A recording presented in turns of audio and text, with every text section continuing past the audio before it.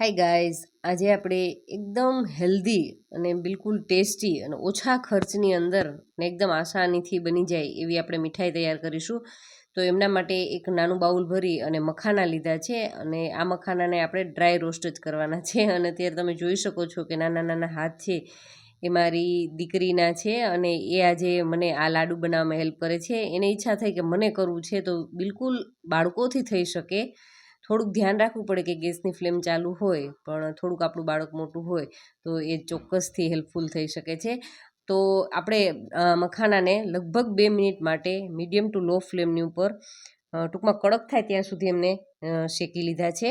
હવે લીધા છે દાળિયા, એ પણ એક નાનું બાઉલ ભરી અને દાળિયા લીધા છે. જે મોળા હોય, ટૂંકમાં ખારા ના હોય એ રીતના આપણે દાળિયા છે એ બજારની અંદર આસાનીથી મળે છે. તો આપણે એ દાળિયા લેવાના છે અને બસ એમને પણ 2 થી 3 મિનિટ માટે રોસ્ટ કરી લેશું, કે આપણે આ રીતે દાણો પ્રેસ કરીએ અને આસાનીથી ભૂકો થઈ જાય એટલે પરફેક્ટ છે. તો હવે એમને પણ આપણે કડાઈમાંથી કાઢી લેશું. અને હવે વારો છે ડ્રાયફ્રૂટનો. તો ડ્રાયફ્રૂટમાં મેં અત્યારે કાજુ અને બદામ લીધા છે.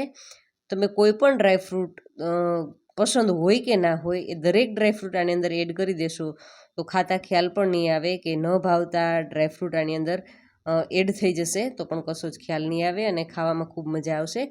તો ડ્રાયફ્રૂટને પણ એ જ રીતે આપણે બધી જ વસ્તુને ડ્રાય શેકી લીધી છે અને એ થઈ ગયા બાદ એમને ઠંડી પણ કરી લીધી. અને ઠંડી થઈ ગયા બાદ આપણે એમને મિક્સી જારની અંદર એડ કરી અને આપણે એમને દળી લેવાનું છે. તો એકદમ ફાઇન પાવડર ન થાય તો કશો વાંધો નહીં.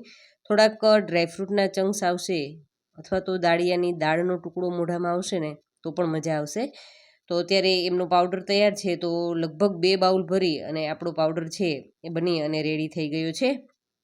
અને હવે આપણે એક કડાઈ લેશું અને એ કડાઈની અંદર આપણે લગભગ મોટી 4 ચમચી જેટલો એ ગોળ લીધો છે. તમે ગોળની જગ્યાએ સાકરનો ઉપયોગ કરવો હોય તો પણ બિલકુલ કરી શકો છો, પણ ગોળની સાથે વધારે હેલ્ધી તૈયાર થશે. તો આપણે ગોળને કડાઈની અંદર લઈ લેશું અને એમની અંદર લગભગ 2 થી 3 ચમચી જેટલું પાણી છે એ એડ કરી દેશું. અને આપણી આ મીઠાઈ છે ને બિલકુલ ઓછા ઘીવાળી તૈયાર થશે.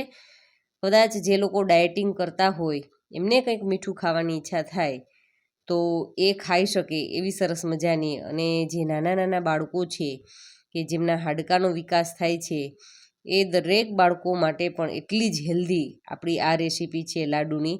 એ તમે એકવાર ચોક્કસથી ટ્રાય કરજો. જો તમારે આ ઘરની અંદર 8-10 વર્ષના કે એથી પણ નાના બાળકો જેમના દાંત આવી ગયા છે ને, એ બાળકો માટે તમે આ ટૂંકમાં કહી શકાય કે લાડુ એમના માટે પરફેક્ટ છે.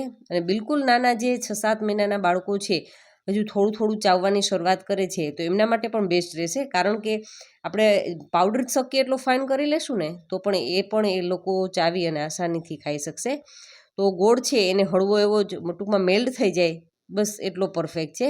ત્યારબાદ આપણી પાસે રહેલું જે લોટ અને ડ્રાયફ્રૂટવાળું મખાનાવાળું જે મિશ્રણ છે એમની અંદર એડ કરી દેવાનું છે.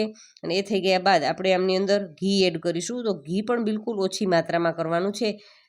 1 થી 1.5 ચમચી જેટલું ઘી છે એ એડ કરી દેશું એટલે બસ આપણો લાડુ છે એ વાળવા માટે પરફેક્ટ રેડી થઈ જશે. અને અત્યારે આ બેઝ ઉપર આપણે ગેસની ફ્લેમ પણ બંધ કરી દેવાની છે. અને જ્યારે આપણે આ લોટ એડ કરીએ ને ત્યારે ગેસની ફ્લેમને લો કરી દેશું, જેથી કરી અને તળીએ બિલકુલ ચોટે નહીં.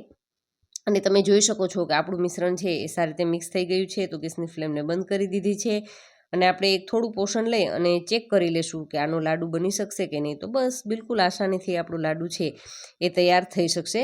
તો હવે થોડોક એલચી પાવડર એડ કરી દે, એકદમ નેચરલ ફ્લેવર માટે થઈ અને એલચી પાવડર એડ કરી શકો છો. તમે જાયફળ છે, સૂંઠ પાવડર છે, એ ઋતુ અનુસાર તમે કોઈ પણ વસ્તુ છે એ આમની અંદર એડ કરી શકો છો અને વધારે ટેસ્ટી અને હેલ્ધી બનાવી શકો છો. હવે આપણી કડાઈ જાડી છે એટલે આપણું આ મિશ્રણ છે ને એક ડીશની અંદર લઈ લેશું, જેથી કરીને શું થાય કે કડાઈ જાડી હોય, ગરમ હોય તો ગોળ છે એ વધારે હાર્ડ થઈ જાય અને આપણી મીઠાઈ છે એ ચાવવામાં થોડી તકલીફ પડે. તો આપણે એક વાસણની અંદર કાઢી અને હળવું એવું જ ઠંડુ થવા દેશું. અને આપણે એમના લાડુ છે બિલકુલ આસાનીથી આપણે વાળી શકશું. તો બસ બનાવવું એકદમ આસાન અને બિલકુલ ઘરની જ સામગ્રીઓ હોય એવી જ, લગભગ દરેક પાસે હોય એવી જ વસ્તુ છે. તો તમારા બાળકો માટે, વૃદ્ધો માટે, કોઈ પણ વ્યક્તિ ખાઈ શકે એવા સરસ મજાના આપણા લાડુ છે એ વાળવા માટે તૈયાર થઈ ગયા છે. તો આજનો વિડીયો મિત્રો કેવો લાગ્યો એ મને ચોક્કસથી કમેન્ટ કરજો. અને વિડીયો સારો લાગ્યો હોય તો વિડીયોને લાઇક પણ કરજો અને તમારા ફ્રેન્ડ્સ અને ફેમિલી જોડે શેર પણ કરજો, જેથી કરી અને એ પણ કંઈક અવનવું શીખી શકે. અને તમે વિડીયોને સબસ્ક્રાઈબ તો ચોક્કસથી કરો છો, પણ નીચે આવતું જે બેલ આઇકન છે એ પ્રેસ કરીને ઓલ નોટિફિકેશનને પણ પ્રેસ કરજો, જેથી કરી અને આપણા ડેઇલી વિડીયો જે અપલોડ કરું છું એ વિડીયોની નોટિફિકેશન સૌથી પહેલાં મારા દર્શક મિત્રો સુધી પહોંચી રહે એવી મારી ઈચ્છા છે. તો બસ હવે આપણા લાડુ રેડી છે, તો એમની આપણે કોપરાના પાવડરની અંદર રગદોળી લેશું, તો એ વધારે ટેસ્ટી અને લુકવાઇઝ પણ એકદમ સરસ લાગશે. તો આપણા લાડુ બની અને રેડી થઈ ગયા છે. તો વિડીયોને લાઇક કરી અને તમારા ફ્રેન્ડ્સ અને ફેમિલી જોડે ચોક્કસથી શેર કરજો. અને લાડુ એટલા સોફ્ટ છે, હું તમને તોડીને પણ બતાવું, છે ને બિલકુલ સોફ્ટ. તો એકવાર ચોક્કસથી ટ્રાય કરજો. Thank you for watching this videos.